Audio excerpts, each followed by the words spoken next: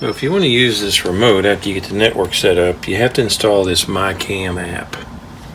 So I went into, this is an iPhone, so I went into App Store, searched for MyCam, and did a get. I want to view the camera remotely. I go to my iPhone to App Store, and I install MyCam View.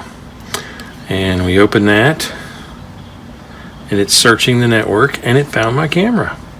So we'll just go into that and put in a password. The default password is 1 2 3 4 5 6 zeros. Enter, and I'll do a save. Well, I'm going to give it a name. Small system, as opposed to the 8-camera big system. So save. It's online. Change password is unsecure. Current password is unsecure. Please change the password. Old password is 1 2 3 4 5 6. New password is, I'm not going to show that on camera. Password changed successfully. So I have channels 1 2 3 4. Only 2 are active. It did something there. So now it shows my camera. 2. It's showing, it's hearing the sound off of this. So there's my other camera. If you think the porch looks a little messy, it's our Corona waiting zone. When we get packages, we put them on the back porch and leave them there for several days, and then go wipe them down and open them. Oh, so if I unmute the camera, I can hear sound. And if I hit that, then I can talk and they can hear me.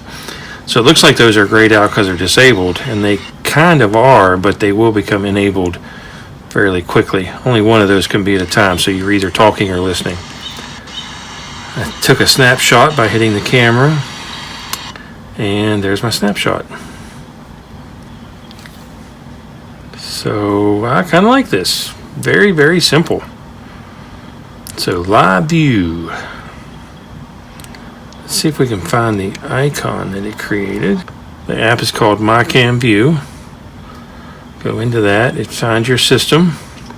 Now I need to turn off wireless and turn on the cellular. See if I can't get it to work.